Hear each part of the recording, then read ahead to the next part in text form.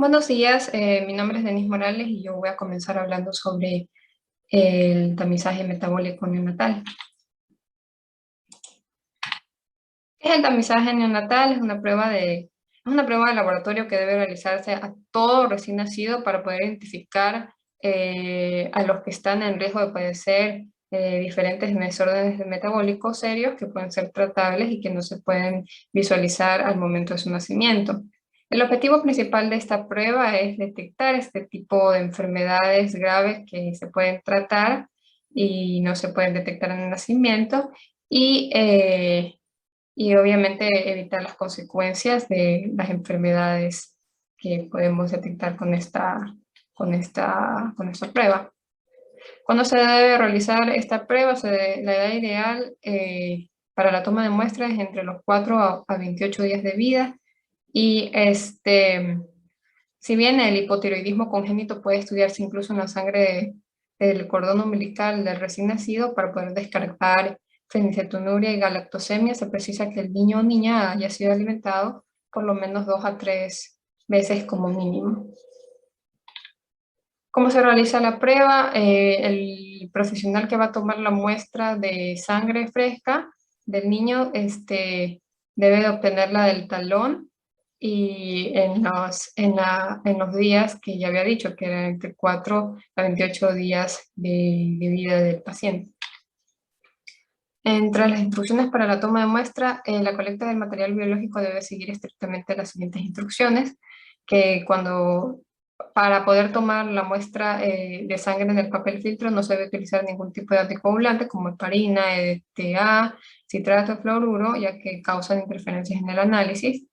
El examinador no debe utilizar cremas en sus manos, se debe evitar el contacto del talco de los guantes con el papel filtro, se debe secar el papel filtro a temperatura ambiente en una posición horizontal y no se debe sobreponer las muestras todavía húmedas, o sea, las diferentes muestras que se haya tomado de otros pacientes.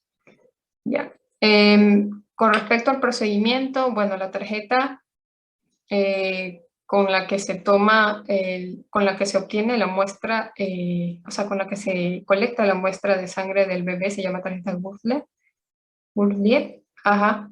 Y bueno, se hace una toma de muestra de talón, como ya había dicho, más cuando tenga el paciente más de 24 horas de vida extrauterina y que este paciente obviamente haya tenido una alimentación con leche materna, ¿ya? Bueno, se hace la captura de los datos, se hace el control de la calidad de las muestras, lo cual es muy importante, y se obtiene el disco de muestra de sangre de 3 milímetros, como podemos ver en la imagen. Después se procesa esta muestra y si se obtiene un resultado normal se hace la notificación de que el niño no presenta ninguna de las enfermedades analizadas y si se obtiene un resultado normal se hace una notificación de que el niño tiene alguna de estas enfermedades metabólicas que detecta esta prueba y se hace el debido tratamiento dependiendo de la enfermedad. Ya. La espectrometría de masas es una técnica analítica que permite estudiar los diferentes compuestos de naturaleza diversa, compuestos con naturaleza orgánica o inorgánico biológica, y permite obtener información cualitativa o cuantitativa de estas. Las ventajas del uso de la espectrometría de masas en tándem del entromizaje neonatal es que tiene una alta especificidad y sensibilidad, reduce la tasa de falsos positivos y reduce la tasa también de falsos negativos y permite analizar así carnitinas, aminoácidos y busca grandes cantidades de enfermedades metabólicas hereditarias de forma simultánea. Ya los factores que intervienen con los resultados de la prueba, tenemos la calidad de la muestra colectada, ya dije que era bastante importante ver la calidad de la muestra, también la edad del niño, cuando se tomó la muestra, ya dije, de 4 a 28 días de vida del niño, la edad gestacional al nacer, el tipo de alimentación del recién nacido, el estado de transfusión, los medicamentos que esté consumiendo, también la presencia de enfermedades coexistentes o condiciones del recién nacido que requieren asistencia médica, entre otras. ¿Qué pasaría si no se realiza esta prueba al bebé? Bueno, si no se realiza esta prueba, pues los niños pueden morir por enfermedades que no se pueden, que no se detectaron, que se pudieron haber detectado con la prueba. Y no se podría saber la muerte del niño, y también puede que no mueran, pero sí pueden tener las consecuencias de algunas enfermedades, como por ejemplo retardo mental severo. Ya con respecto a las pruebas de las que consta el tamiz ampliado y los métodos confirmatorios de las distintas patologías detectadas, tenemos que, bueno, una de las enfermedades que detecta es la deficiencia de biotinidasa, la cual la prueba de detección es la actividad de la biotinidasa cualitativa, los límites normales que presente actividad, que haya actividad presente de esta molécula. Y bueno, las pruebas confirmatorias son una medición de la actividad enzimática de la biotinidasa en suero. Con respecto a la hiperplasia suprarrenal congénita, tenemos que la primera prueba que se hace desde la 17-hidroxiprogesterona y la segunda prueba es de la 17-hidroxiprogesterona extraída. Los límites normales son los que podemos ver en la tabla, y las pruebas confirmatorias sugeridas en el caso del tamiz normal es la cuantificación plasmática de la 17-hidroxiprogesterona. Con respecto a la galactosemia, se hace prueba de la galactosa total y de la uridiltransferasa. Los límites normales de la galactosa total es menor a 10 miligramos por decilitro de sangre, y de la uridiltransferasa los límites normales es una prueba cualitativa. Y con respecto a las pruebas confirmatorias, tenemos el análisis de ADN para las mutaciones de la galactosemia. En la misma muestra inicial, la medición de la galactosa total en suero. Con respecto a la deficiencia de glucosa 6-fosfato deshidrogenasa, tenemos que la prueba es la actividad de esta enzima. Y los límites normales, bueno, es simplemente la actividad presente, que haya proactividad presente de esta enzima. Y la prueba confirmatoria es la medición de la actividad de la enzima en eritrocitos. Con respecto al hipotiroidismo congénito, la prueba que se hace es de la prueba del TSH, y los límites normales son los que podemos ver en la tabla. La prueba confirmatoria es el gammagrama tiroideo. Con respecto a la fibrosis quística, la primera prueba es el tripsinógeno inmunorreactivo, y los niveles normales son los que podemos ver en la tabla. Con respecto a las pruebas confirmatorias, tenemos el análisis de ADN para las mutaciones de fibrosis quística en la misma muestra inicial y los eritrocitos en sudor. Con respecto a los diferentes trastornos del metabolismo de los aminoácidos, tenemos el perfil, la prueba que se debe hacer es el perfil de aminoácidos por espectrometría de masas en tándem, y en los niveles normales de diferentes tipos de aminoácidos lo podemos ver aquí en la tabla, de leucina, metionina, fenilalanina, entre otros aminoácidos. Y la prueba confirmatoria son la cromatografía de líquidos de alta resolución para la cuantificación de aminoácidos, las pruebas enzimáticas específicas y el análisis mutacional del ADN.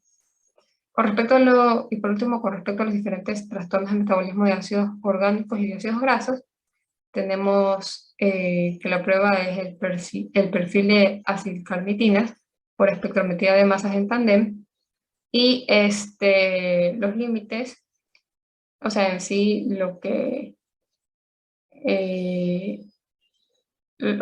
se debe de ver es que no se detecten picos anormales de acilcarnitinas, y los niveles normales de la carnitina libre, acilcarnitina y carnitina total son los que podemos ver en la tabla.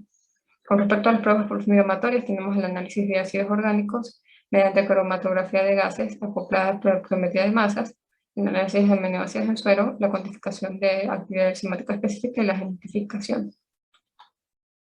Con respecto a las pruebas de laboratorio iniciales, se debe sospechar una alteración congénita del metabolismo en las siguientes situaciones: cuando se presenta un neonato con descompensación metabólica aguda, cuando hay un recién nacido que presenta se presenta primariamente con estupor, letargia o encefalopatía, cuando hay un neonato con alteraciones teratogénicas de origen no definido y cuando hay un recién nacido con rasgos que hacen sospechar una enfermedad de depósito. Con respecto a la sintomatología clínica de errores congénitos del metabolismo en el recién nacido, tenemos síntomas que indican posible error congénito del metabolismo, como por ejemplo la enfermedad aguda en las primeras horas o días después de un periodo de alimentación y comportamiento normal, las convulsiones e hipotonía, los neonatos con un olor inusual y los síntomas que puedan sospechar de que sea altamente probable que presente una enfermedad. Tenemos los vómitos, la apnea, la ictericia, la falla del crecimiento, letargia, coma, hemorragia inexplicable y historia familiar de muerte en el periodo neonatal o enfermedad similar, consanguinidad de los progenitores e infección, especialmente de Escherichia coli. Con respecto a las alteraciones morfológicas asociadas con errores congénitos del metabolismo del comienzo agudo, tenemos las disformologías, son, bueno, pues los genitales ambiguos, alteraciones estructurales del sistema nervioso central, rasgos faciales dismórficos, quistes renales, cataratas, retinopatía, alopecia, dermatitis.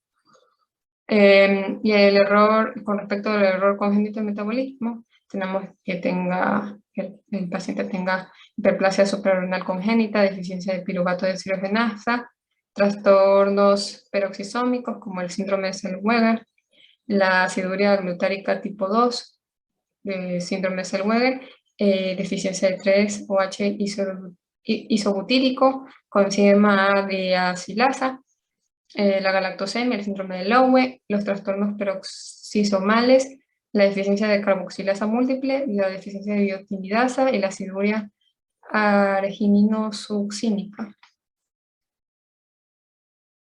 Con respecto al análisis de sangre y orina inicial ante la sospecha de trastornos genéticos metabólicos, tenemos que, bueno, con respecto a los análisis en sangre, la gasometría de la gasometría de electrolitos, los hallazgos anormales es la acidosis metabólica o elevación de anión GAP y se presenta en acidemias orgánicas, enfermedad de la orina con olor a jarabe de arce y trastornos del metabolismo.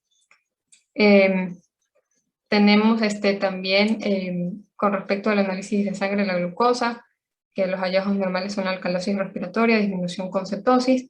Tenemos, entre enfermedades, tenemos efectos del ciclo de urea, y trastornos del metabolismo de los hidratos de carbono y acidemias orgánicas. Con respecto a la urea, tenemos que los hallazgos normales, entre los hallazgos normales tenemos la disminución sin cetosis elevada y enfermedades del defecto en la oxidación de los ácidos grasos y defectos en el ciclo de la urea, acidemias orgánicas, defectos de la oxidación de los ácidos grasos y trastornos extragenéticos con disfunción hepática significativa.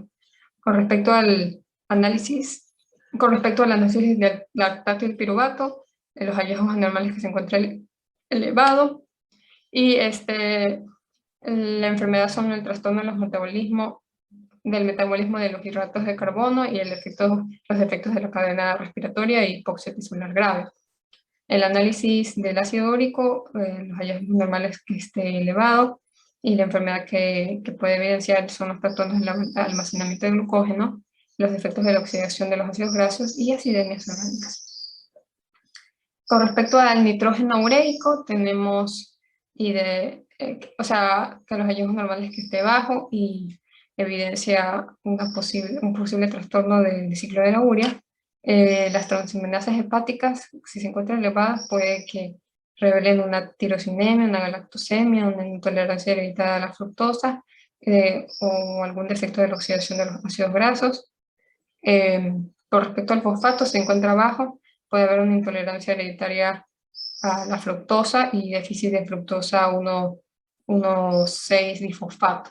Con respecto a la creatincinasa, se encuentra elevada, puede haber efectos primeros de la carnitina o trastornos de la oxidación de los ácidos grasos, neuropatías mitocondriales o distrofias musculares. Y si hay, con respecto al recuento de los leucocitos, si se encuentra una neutropenia o trombocitopenia, puede haber acidemias orgánicas. Con respecto al análisis de orina, con respecto al olor, si huele a pies o a humedad o orina de gato o jarabe de arce, puede significar de que el paciente tiene una acidemia orgánica o aminoacidopatía. Con respecto a las cetonas, si se encuentran positivas, puede haber unas acidemias orgánicas, enfermedad de la orina con olor a jarabe de arce o trastornos de metabolismo de los hidratos de carbono. Y con respecto a las sustancias reductoras, si es positivo con glucosa, galactosa, fructosa, puede que el paciente tenga una galactosemia, intolerancia hereditaria a la fructosa.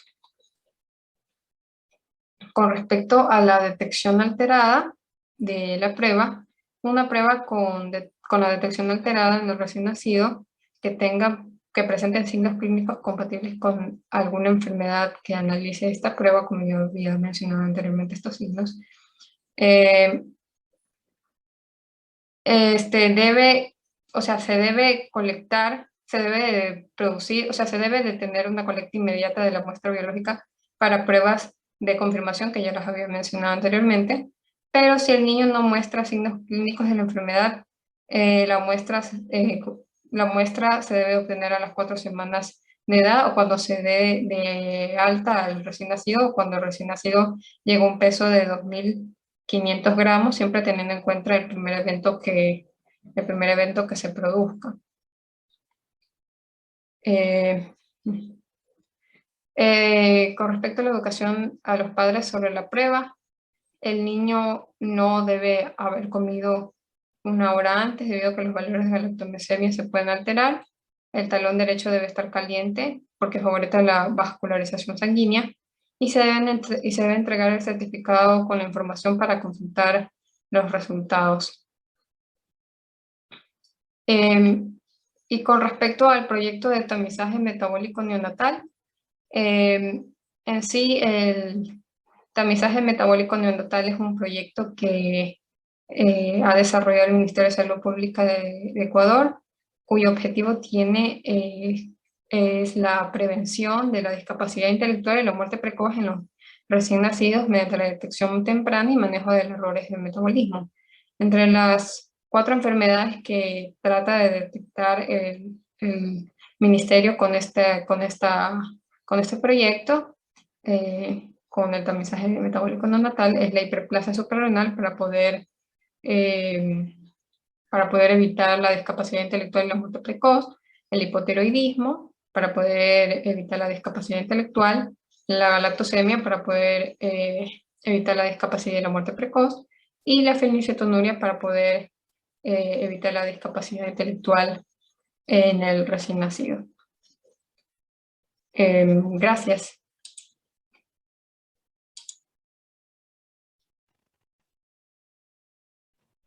Bueno, continuando con lo que mencionó mi compañera acerca del tamizaje neonatal, pues esta prueba tiene el objetivo de detectar si el recién nacido es portador de alguna de las enfermedades ya mencionadas, y dentro de ellas tenemos el hipotiroidismo congénito.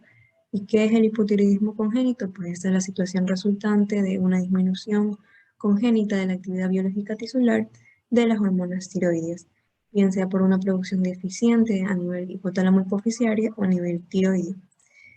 Aproximadamente 1 de cada 2.000 a 4.000 bebés nace con hipotiroidismo congénito y es 2 veces más frecuente en las niñas que en los niños. El hipotiroidismo congénito neonatal debe ser diagnosticado y tratado de forma urgente porque es una causa frecuente y evitable de retraso mental. ¿Y cuáles son las causas que van a producir hipotiroidismo congénito? Entre las más frecuentes, pues la falta de desarrollo en la glándula tiroides o una glándula tiroides que no se encuentra donde debe o la ausencia de esta. Y otras menos comunes, pues por la producción defectuosa de la hormona tiroidea, una afección hereditaria o también por problemas con la glándula pituitaria. Y otra menos común, que es el caso en el que la tiroides defectuosa de la madre o los medicamentos que tomó durante el embarazo causen el hipotiroidismo congénito. Ahora, ¿cuáles son las señales, los síntomas del hipotiroidismo congénito? Aproximadamente el 95% de los recién nacidos con hipotiroidismo congénito son asintomáticos o pueden presentar síntomas muy sutiles como fontanela posterior abierta, mayor a 0,5 centímetros, por lo que es esencial realizar el tamizaje neonatal con la TSH con el fin de identificarlos y pues tratarlos de una forma oportuna. Los antecedentes heredofamiliares también nos orientarían a una causa familiar de hipotiroidismo congénito como una dishormonogénesis que corresponde al 15% de los casos. Hay que tener en cuenta que si el diagnóstico se retrasa, el recién nacido puede desarrollar en forma progresiva otras manifestaciones clínicas como serían hipotonía, succión débil, hipotermia, ictericia persistente, más de 2 semanas, piel seca, hernia umbilical, llanto ronco. Y además que el retraso en el neurodesarrollo en general es irreversible. Como consecuencia de la demora en el inicio de la levotiroxina, que es el tratamiento, mayor de 15 días. En caso de que no se haga el diagnóstico oportuno, el paciente pues va a agravar la piel seca, ese llanto ronco y puede observarse una fase mixedematosa que consiste en rasgos toscos. Lo podemos ver en la foto, como el ensanchamiento del tabique nasal, también párpados, labios tumefactos con macroglosia, y lo anterior por el cúmulo de ácido hialurónico que produce el mixedema típico. Y por supuesto, pues el retraso en el neurodesarrollo progresivamente se deteriora. Y por último, es importante señalar que si a la exploración física se detectan alteraciones de la línea media, como microftalmia, micropenia acompañado o no de criptorquidia y o hipoglucemia, podría tratarse de un recién nacido con hipotiroidismo central, que en el 75% de los casos se va a asociar a deficiencia múltiple hormonal hipoficiaria. Y en estos recién nacidos es necesario determinar pues la T4 libre y o T4 total para pues establecer el diagnóstico de hipotiroidismo congénito central. Y ¿cuáles son los objetivos de este cribado neonatal? Pues confirmar el diagnóstico de este, pues mediante la historia clínica, la exploración, además de los datos analíticos, bioquímicos, todo lo que sea necesario para tener un diagnóstico, además de informar, tranquilizar a la familia e iniciar el tratamiento urgente con la levotiroxina, lograr un desarrollo neurológico, psicomotor y de cociente intelectual dentro de los límites normales. Además, diagnosticar la causa, diagnosticar otras alteraciones congénitas que pudieran asociarse y mantener una información bidireccional con el centro de diagnóstico. Además de establecer pues, una relación directa con el pediatra de niño para poder realizar un tratamiento integral. De allí, para el diagnóstico, pues comprende 2 etapas. En la primera etapa se hace pues una prueba de tamizaje que pues identificará al recién nacido sospechoso. Y la segunda es la determinación sérica confirmatoria de TSH y T4 total o libre. En caso de no obtener el resultado en 24 horas, pues hay que iniciar el tratamiento con levotiroxina para disminuir el riesgo de las alteraciones en el neurodesarrollo. Cuando el resultado del perfil tiroideo es normal, debe suspenderse la levotiroxina y en caso contrario, pues continuar con el tratamiento. En el caso del tamizaje neonatal que se realiza en sangre de talón, utilizando el papel filtro, como ya se mencionó antes, lo ideal sería entre el día 2 a 5 de la vida extrauterina. Y pues la medición de TSH pues, se obtiene a través de un ensayo por inmunoabsorción ligado a enzimas, o sea, ELISA, o por fluoroinmunoensayo, que es DELFIA, y en ambos debe considerarse positivo si es mayor o igual a 10 microunidades sobre mililitro. En el caso de que se utilice ella, que es el ensayo por enzima inmunoanálisis, el punto de corte en cambio se va a elevar y va a ser a 20 microunidades sobre mililitro, el cual pues identificará el caso sospechoso. En el caso de falta de tamizaje dentro de las primeras 2 semanas pues, de vida, debe realizarse el perfil tiroideo completo. Y en el caso de los prematuros, el tamizaje debe repetirse a las 2 semanas de vida extrauterina o a las 36 semanas de edad gestacional, corregida en caso de los prematuros extremos. Y en recién nacidos también de muy bajo peso al nacer. El punto de corte para el diagnóstico de hipotiroidismo congénito es igual que el de los recién nacidos de término. Debe considerarse también que para esta prueba existe otro falso negativo, como en el caso de los recién nacidos con hipotiroidismo central. Y obviamente la prueba definitiva ya con la determinación sérica de TSH y tiroxina total T4, o tiroxina libre en el caso sospechoso por tamizaje. Y ya se confirma pues cuando la TSH está alta y la T4 está baja en relación con los parámetros de normalidad. Aquí tenemos una tablita dependiendo de la edad, si es recién nacido, si es de 1 a 30 días, en niños o niñas, o si es en adultos, en este caso en los niños, ¿no? De ahí tenemos pruebas complementarias, que en este caso vienen a ser radiografías, electrocardiograma, gammagrafía. Radiografía, pues para detectar alteraciones del crecimiento, alteraciones esqueléticas. Electrocardiografía para casos de que se presente cardiomegalia moderada, puede presentarse, o bajo voltaje para ondas P, QRS y T.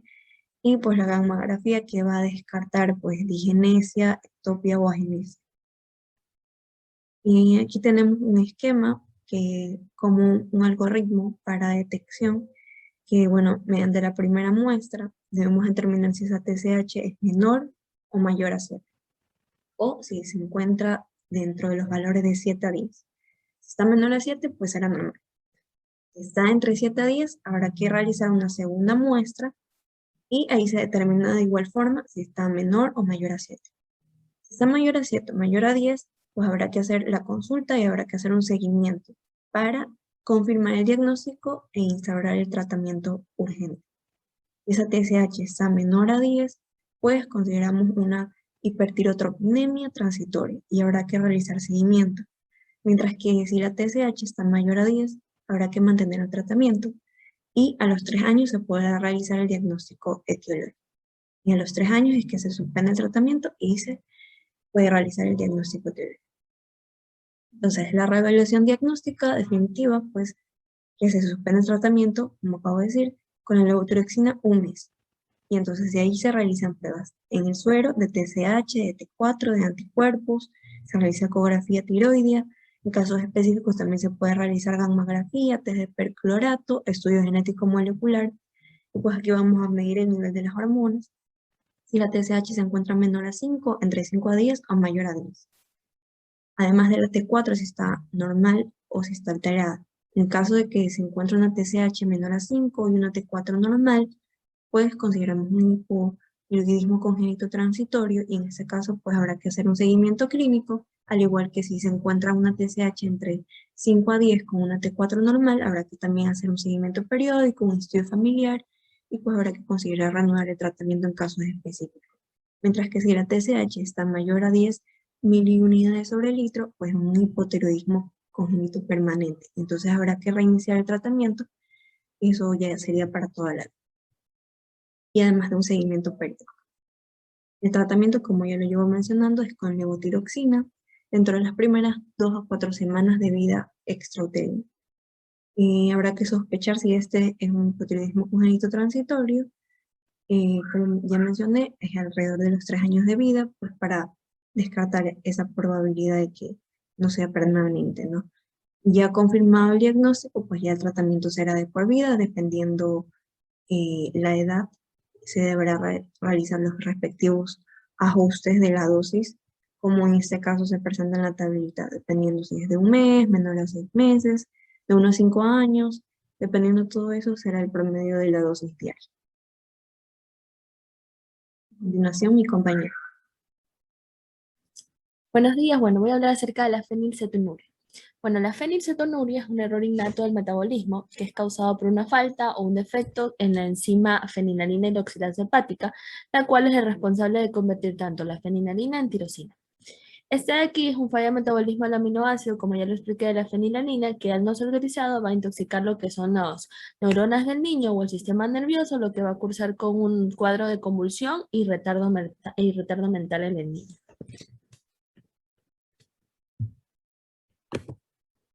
Tal como lo vemos en imagen, cuando nosotros adquirimos las proteínas, ya sean de la comida o de los músculos, estas se convierten en aminoácidos y estas de aquí en otros aminoácidos y específicamente en la fenilalanina.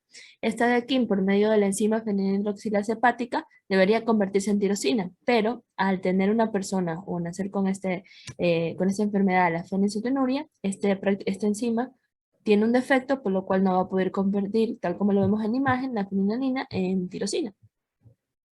Bueno, la etiología de esta enfermedad es diversa. Esta de aquí es una enfermedad que tiene un origen genético progresivo y cuyo patrón es autosómico recesivo. También se ha reportado que podría presentarse por una mutación de novo a nivel del cromosoma 12q23.2, 24.2 en el sitio de la localización del gen de la PH10. Su incidencia y prevalencia tanto en Europa como en México, que se tienen registros, es 1 en 15.000, en Europa de 1 en 15.000 nacimientos y en México de 1 a 50.000 nacimientos. Esta de aquí en caucásicos, como ya lo expliqué, es de esa manera y en afroamericanos es 1 en 200.000. Se presenta con mayor frecuencia con descendencia del norte de Europa. Tal como lo vemos en imagen, que es parecida a la otra, hay cómo es el proceso de conversión de la fenilalanina en tirosina por medio de la enzima fenilalanina hidroxilasa. Cuando esta de aquí tiene un defecto, obviamente va a haber más exceso de fenilalanina y va a haber déficit de tirosina. La clasificación según Kayal, bueno, tenemos varios conceptos. Esta clasificación fue dada en 1997 y tenemos el concepto de fenilcetonuria, que es la más grave, que se asocia con concentraciones plasmáticas de fenilalanina mayores de 1000 milosmoles con tolerancia dietética de esta en menos de 500 miligramos al día. Esta se asocia con un alto riesgo de desarrollo cognitivo severamente deteriorado. Tenemos la hiperfenilaninemia, que no es lo mismo que fenilcetonuria, y esta se asocia con concentraciones plasmáticas mayores a 120 milismoles, pero inferior a los 1000. Cuando una persona sigue una dieta normal, tiene un riesgo menor de sufrir deterioro cognitivo en ausencia de tratamiento. Y la fenilcetonuria variante, que incluye aquellos individuos que no se ajustan ni a las descripciones que hemos dado anteriormente. Tenemos otra clasificación que es de Goldberg, que fue dada en el año 1998, que habla de la fenilcetonuria clásica, moderada, leve y la hiperfenilaninemia leve. La clásica es causada por, como ya lo dije, deficiencia completa o casi completa de la actividad de la enzima fenilalanina hidroxilasa hepática. Los individuos afectados toleran menos de 200 a 250 a 350 miligramos de fenilalanina en la dieta por día. Sin tratamiento dietético, desarrollan una discapacidad intelectual profunda e irreversible. La moderada es que estos afectados toleran entre 350 a 400 miligramos de fenilalanina en la dieta por día. Y la leve es cuando ya toleran de 400 a 600 miligramos de fenilalanina en la dieta por día. Y la hiperfenilaninemia leve, los bebés afectados tienen concentraciones plasmáticas de fenilalanina menores de 600 milismoles, que es 10 miligramos en una dieta normal. ¿Cuál es la clínica de esta enfermedad? Bueno, piel, ojos, cabellos más claros, retraso de las habilidades mentales y sociales, que es lo más común, tamaño de la cabeza considerablemente por debajo de lo normal, hiperactividad, movimientos espasmódicos de brazos y piernas, discapacidad intelectual, las convulsiones, también es muy común, la erupción cutánea, los temblores y una postura inusual de las manos. Niños nacidos de mujeres con deficiencia de esta enzima y las anomalías que resultan de la exposición de un feto a una alta concentración de fenilalanina en el plasma materno son el resultado de la deficiencia materna de esta enzima, de la enzima fenilalanina hidroxilasa hepática. Los riesgos van a incluir lo siguiente: discapacidad intelectual, microcefalia, defecto cardíaco congénito, mal comportamiento, restricción del crecimiento intrauterino.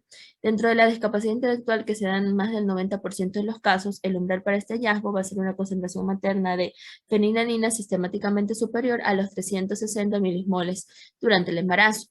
En la microcefalia, el riesgo se presenta entre el 5 al 18% de los embarazos en los que el nivel materno de fenilanina se optimiza antes de las 10 semanas de gestación y aumenta al 67% si no se alcanzan los niveles adecuados de la fenilanina a las 30 semanas de gestación. También un defecto cardíaco congénito y otras malformaciones debido a la formación temprana del corazón, las concentraciones maternas elevadas de fenilanina, es decir, si estas son mayores a 600 milimoles durante la gestación temprana, van a conducir a un riesgo de malformaciones cardíacas de aproximadamente entre un 8 a 12%. Individuos con fenisotinuria clásica identificada y tratada desde el nacimiento, a niveles de inteligencia, bueno, va a haber una disminución en adherencia a una dieta restringida en los adultos, tiene una pequeña caída en el coeficiente intelectual, secuelas subyacentes de resultados cognitivos subóptimos que afectan las habilidades del lenguaje, la memoria, las habilidades de aprendizaje y la función ejecutiva. Dentro de las cuestiones neuropsicológicas, los problemas psicológicos aumentan en comparación con los no afectados o los niños con otras enfermedades. Existe una mayor incidencia de la ansiedad, depresión, fobias y ataques de pánico en individuos tratados tempranamente con suspensión en la terapia.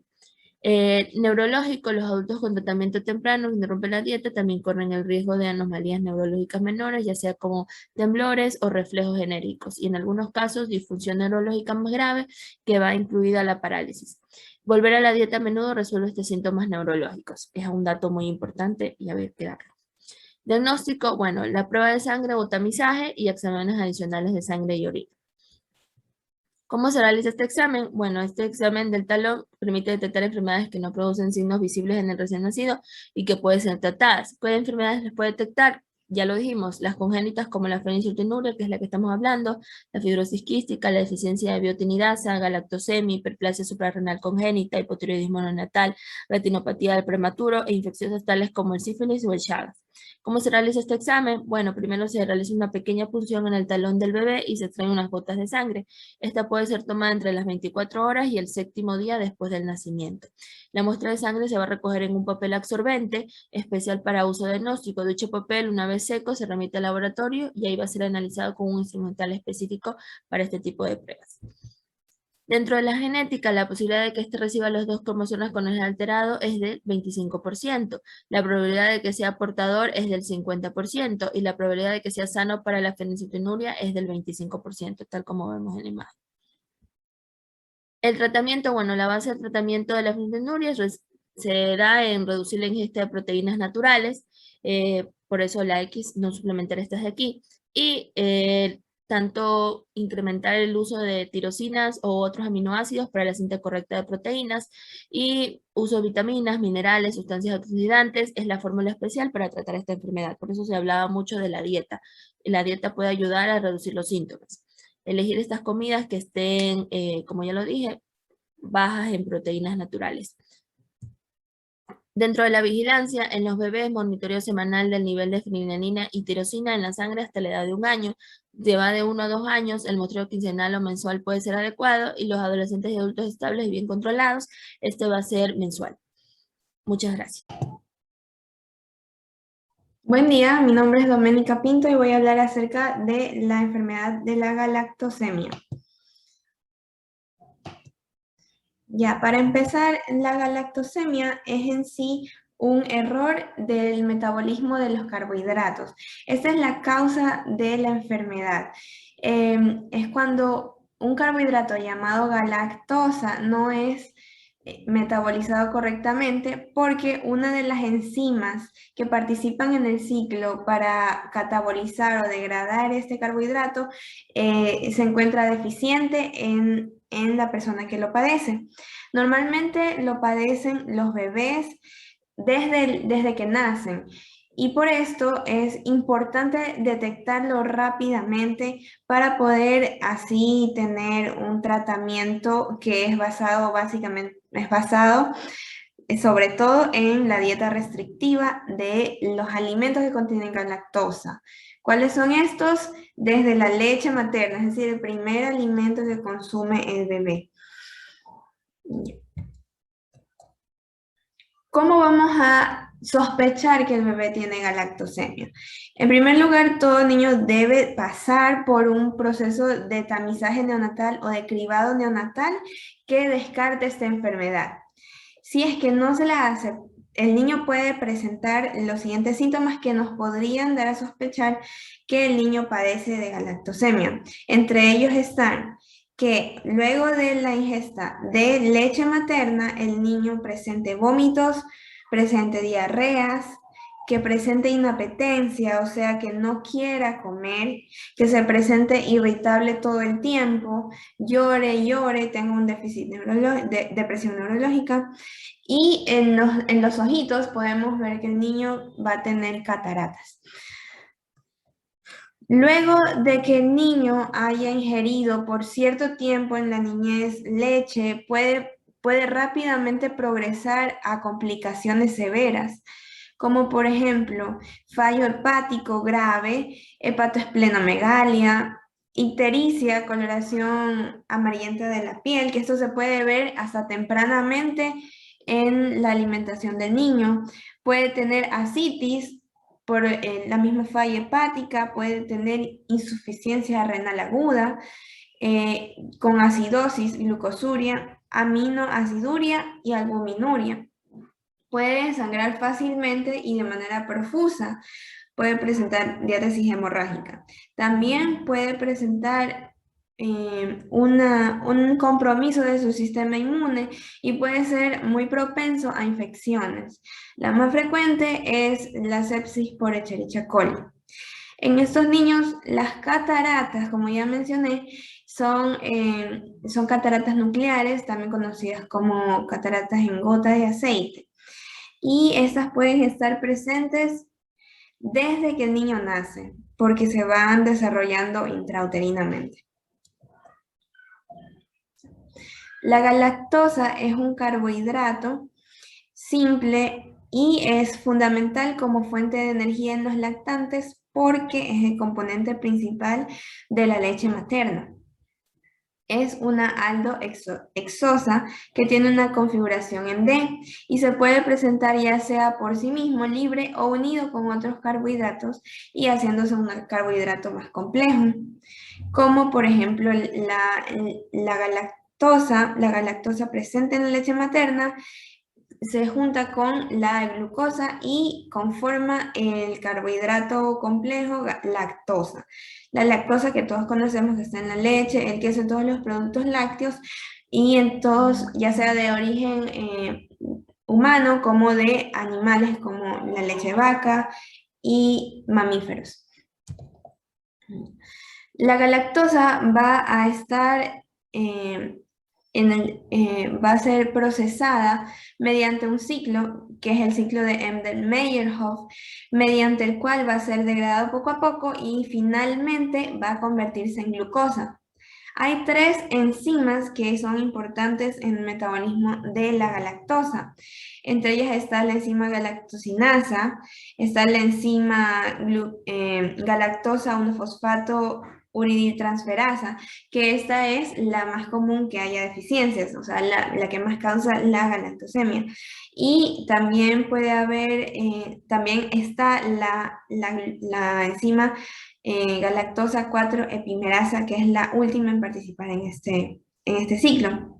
Entonces, desde que entra como lactosa, va a ser degradada en glucosa y galactosa, la galactosa finalmente en glucosa. Si falla cualquiera de estas, puede haber galactosemia. Entonces, como son 3 enzimas, van a haber 3 tipos de galactosemia. Como ya dije, la más común es la galactosemia clásica por deficiencia de la galactosa 1-fosfato uridiltransferasa. Y esta es la forma más común y más grave de la enfermedad. Sin embargo, puede haber en la enzima una total deficiencia de su función o puede haber una función residual.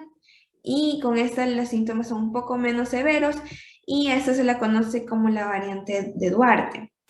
También está el segundo tipo, que es un poco más leve que la clásica, es por una deficiencia de la galactoquinasa, por un déficit en el gen GALC, y el síntoma principal de esta es la catarata.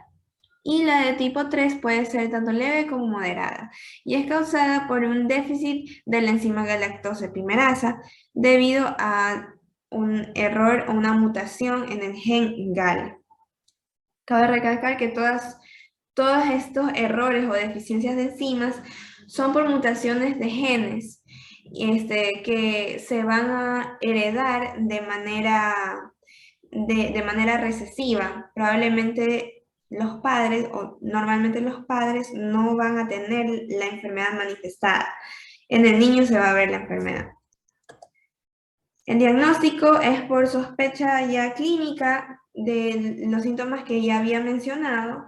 Para corroborar la falla hepática, la falla renal, vamos a hacer laboratorios en los que pueden presentarse hiperbilirrubinemia, hipoalbuminemia, déficit de los factores de coagulación, aumento de las enzimas hepáticas, aumento del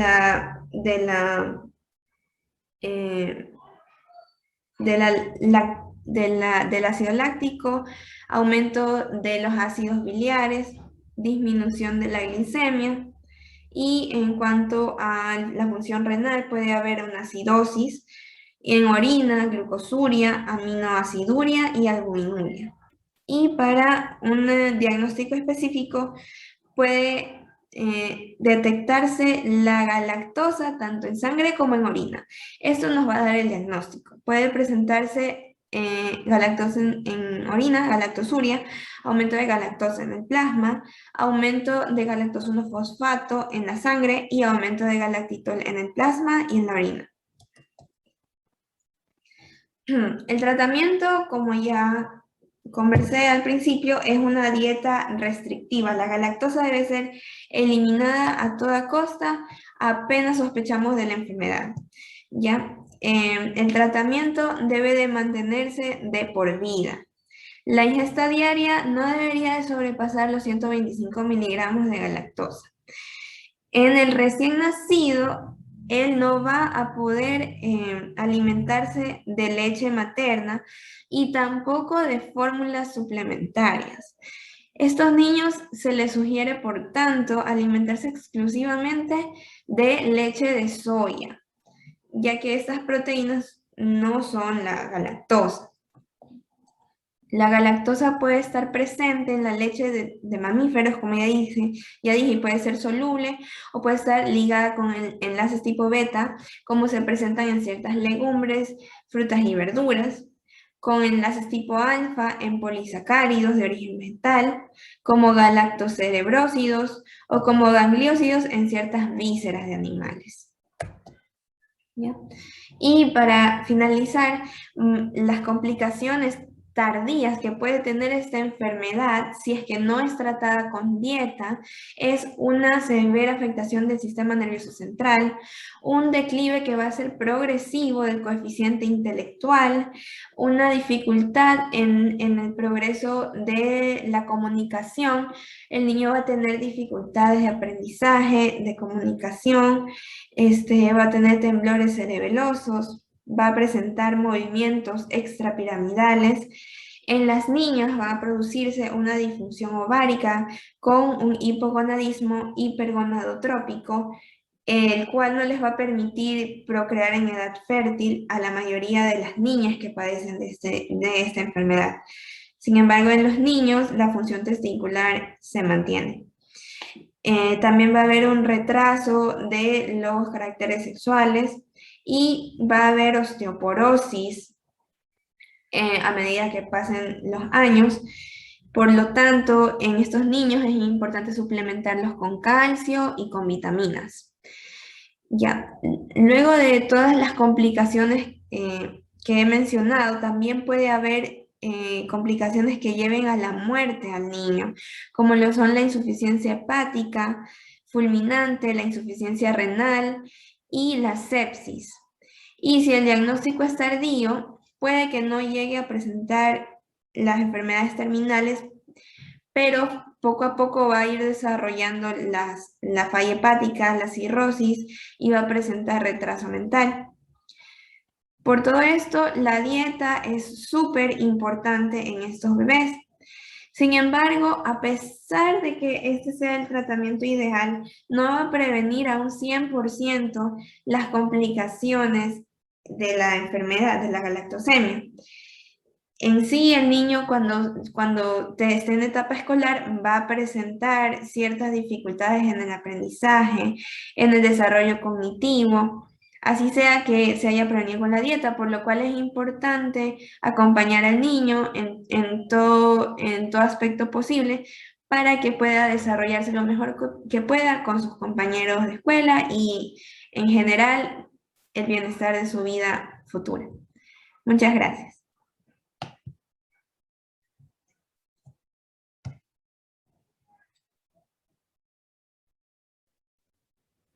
Bueno, ahora vamos a continuar con la exposición y vamos a conversar sobre la hiperplasia suprarrenal congénita.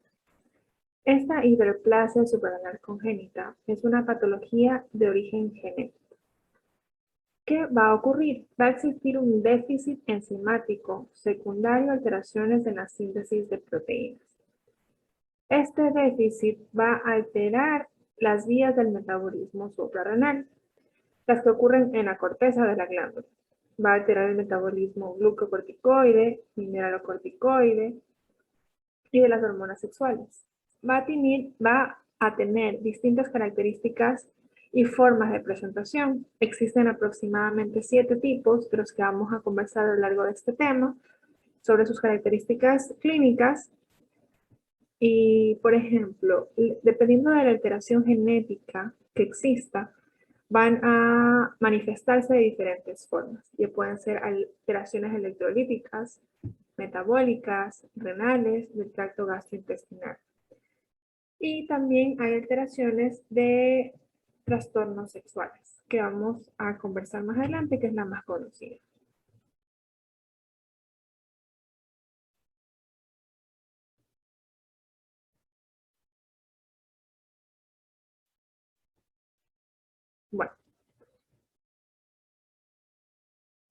Bueno, como definición, es un trastorno hereditario de la esteroidogénesis suprarrenal del cortisol y todas las formas de presentación de la hiperplasia suprarrenal congénita. Esta patología va a ser de herencia autosómica recesiva. Es muy poco frecuente cada vez que ocurre, y aproximadamente va a estar con un paciente cada 50 pacientes. En realidad es algo muy poco frecuente que ocurre.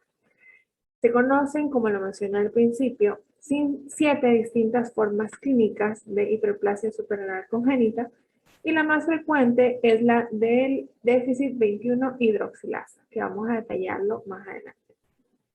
En la siguiente ilustración podemos observar un modelo de herencia autosómico recesivo.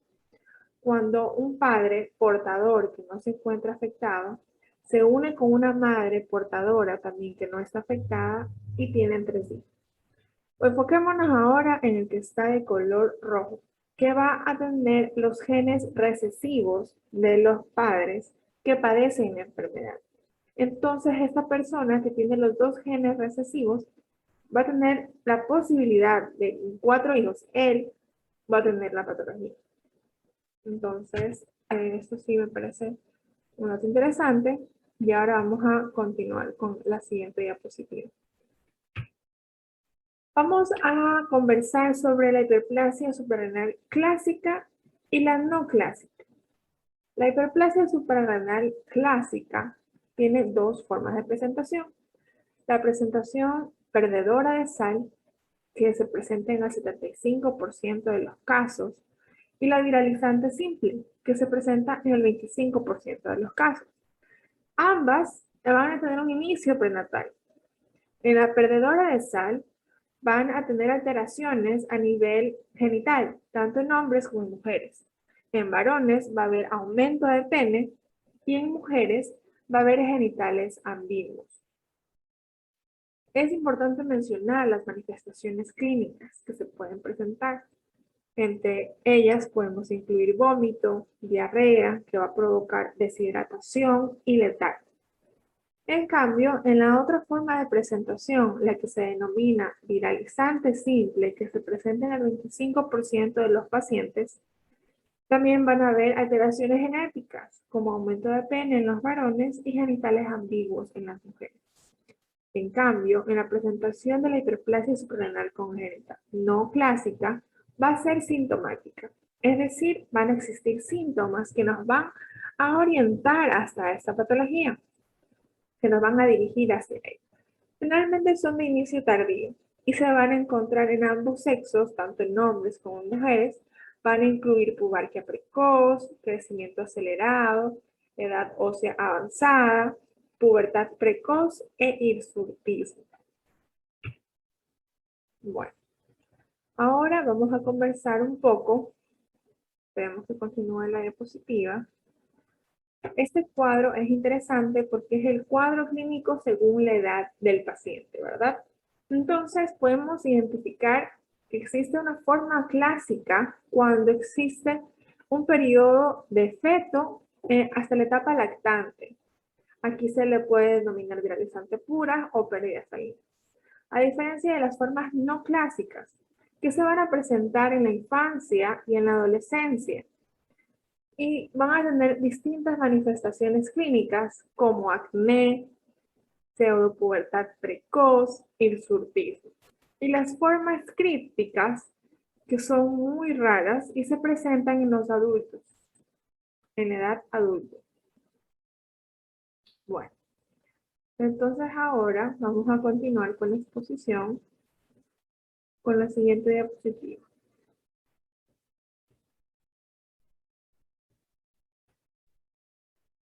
El déficit de 21 hidroxilasa, la P450C21. Esta de aquí es la más frecuente. Es la alteración que más frecuentemente aparece. Va a provocar una insuficiencia suprarrenal y un hiperandrogenismo. Vamos a dividirla en dos formas de presentación, una clásica y una no clásica. La clásica se va a presentar de 1 cada 15.000 pacientes y la no clásica en 1 cada 1.000 pacientes. La clásica se divide en dos, la pérdida salina y viralizante simple y la no clásica en sintomática y críptica, como lo mencionamos en la diapositiva anterior, que la críptica se presenta en personas adultas. Bueno, ahora aquí tenemos dividida la forma clásica. La forma clásica, cuando se encuentra en pérdida salina, es la expresión más grave. Va a haber un déficit de cortisol y de aldosterona y una pérdida salina aguda grave neonatal. Esta va a ser muy frecuente durante la segunda y la tercera semana de vida. Entre las manifestaciones clínicas que vamos a encontrar van a ser vómitos, ausencia de ganancia ponderal, deshidratación hiponatrémica que va a conllevar a un shock. En la viralizante simple va a existir una ligera actividad enzimática residual que va a determinar que la síntesis de aldosterona y cortisol no se alteren. Generalmente las niñas son identificadas precozmente debido a la virilización de los genitales externos. Los niños, en otro lado, son con un diagnóstico tardío porque presentan signos de hiperandrogenismo y pseudopubertad precoz.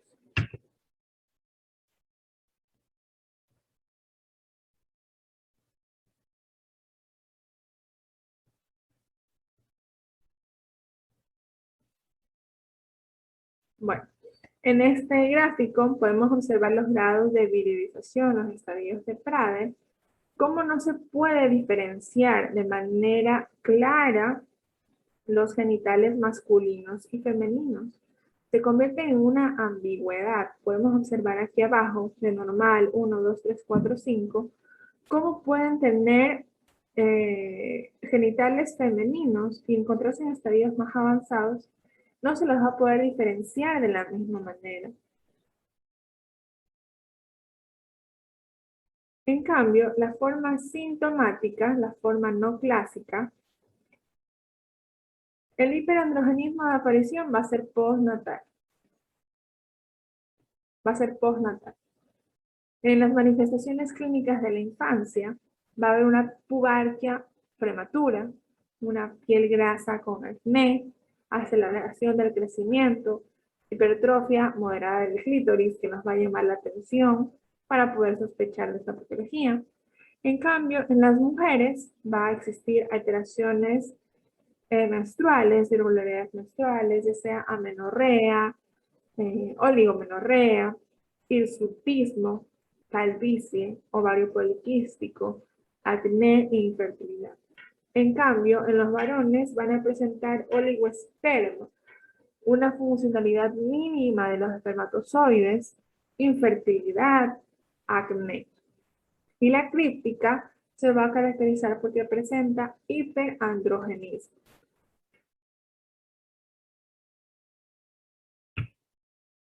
Esta es la segunda forma de presentación que aparece en la hiperplasia suprarrenal congénita, que es el déficit 11-beta-hidroxilasa.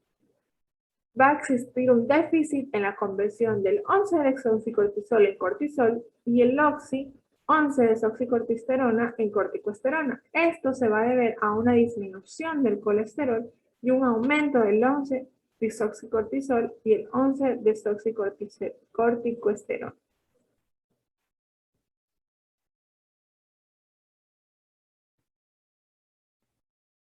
El déficit 3-beta-hidroxiesteroide deshidrogenasa va a afectar la síntesis de los esteroides por un déficit a la enzima 3-beta-hidroxiesteroide deshidrogenasa.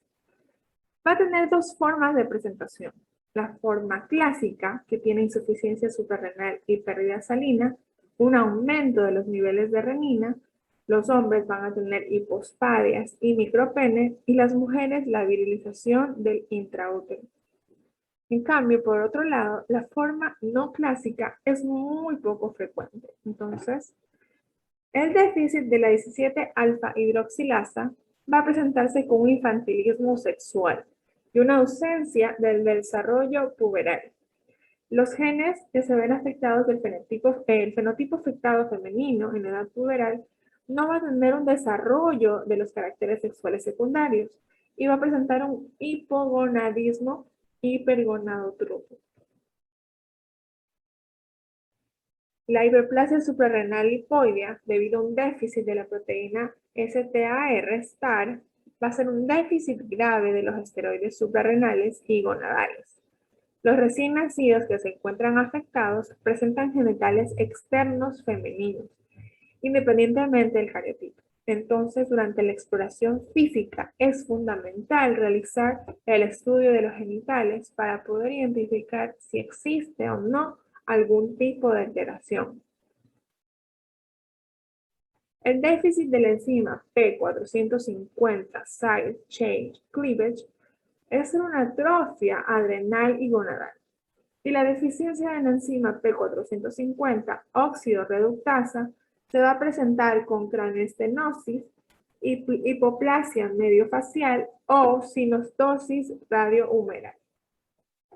¿Qué hacemos ante un caso positivo de criado no natal? Cuando tenemos que empezar a hacer un examen de sangre durante las primeras 48 horas. Después, si el caso es positivo, es decir, está en un porcentil 99 para el sexo y la edad gestacional, es importante localizar a la unidad de endocrinología pediátrica para que se encargue de manejar el caso. Es fundamental realizar una amnesia familiar adecuada para determinar si estos casos han sido frecuentes o no en la familia y si han existido muertes o no durante la primera infancia.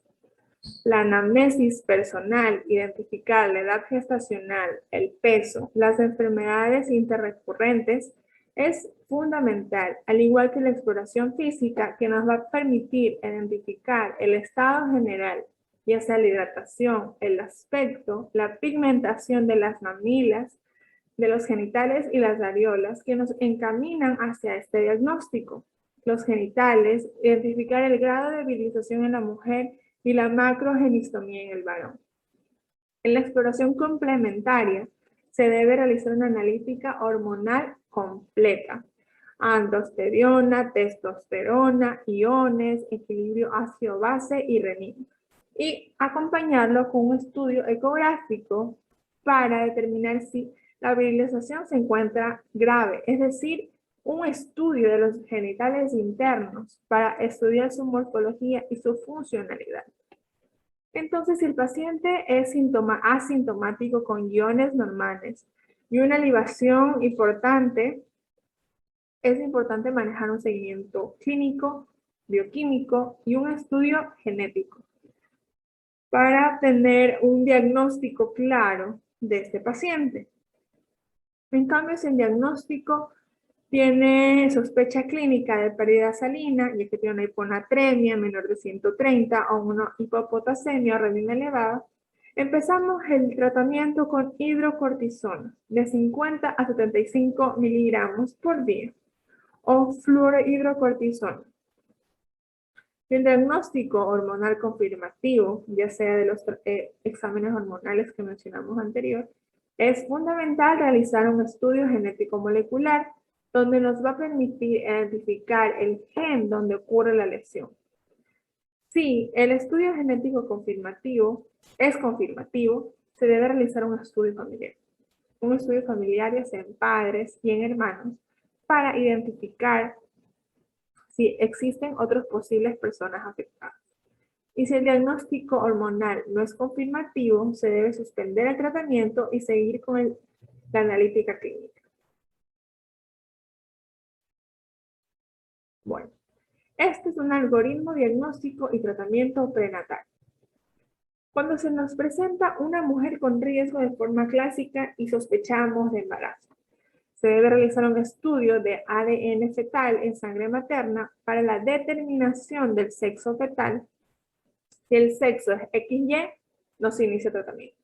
Pero si es XX, iniciamos el tratamiento con dexametasona 20 microgramos. 3 dosis antes de la semana 9. A partir de la semana 10 a la semana 12, se debe realizar una punción de las vellosidades coreales. Y a partir de la semana 12 a la 14, una amniocentesis. Se debe realizar un estudio de gen y un cariotipo. Si es un varón XY, no iniciamos tratamiento independiente o no de la presencia de la mutación. Si es una mujer XX y no presenta mutación, paramos el tratamiento. Ya culmina el embarazo, es una mujer XX y es portadora de la mutación, también se suspende el tratamiento. Pero si tiene una mutación, está enferma la mutación, el tratamiento se continúa hasta el final de la gestación.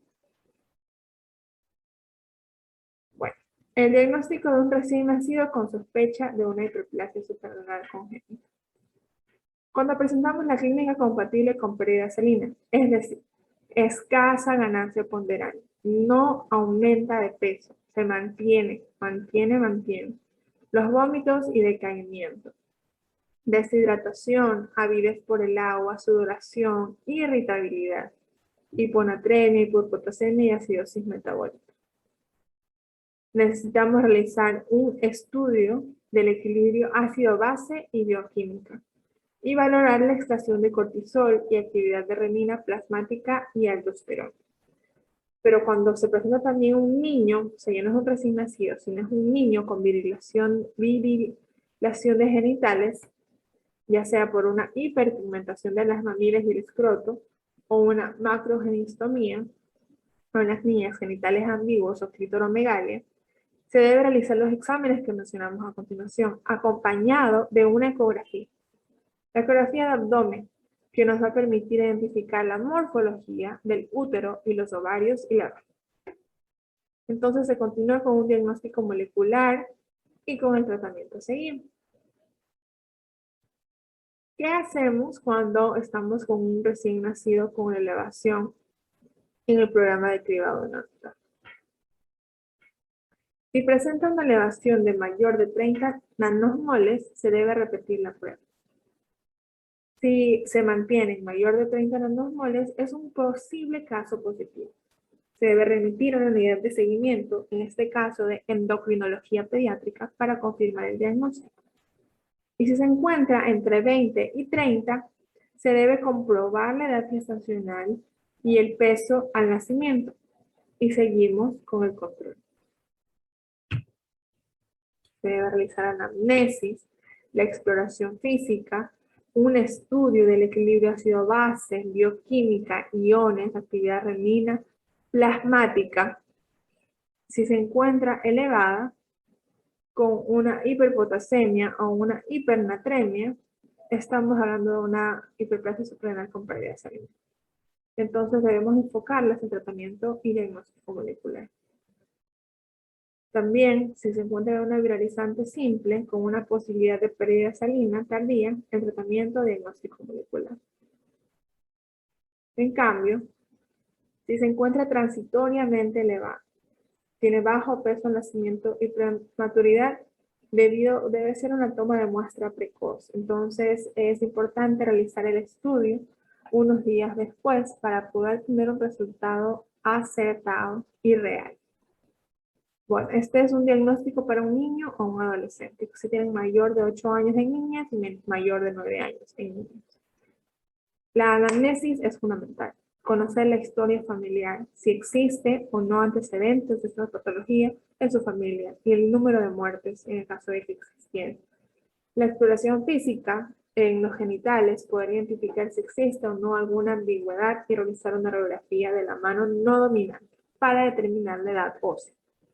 Si se encuentra normal o retrasada, se debe esperar la evolución, la velocidad de crecimiento y maduración ósea y confirmar con otros diagnósticos. Pero si se encuentra acelerada 2 años o más, se debe realizar otros tipos de exámenes que si se encuentran alterados, confirmamos que es una hiperplasia suprarrenal congénita y se debe realizar un diagnóstico molecular y el tratamiento adecuado. El tratamiento.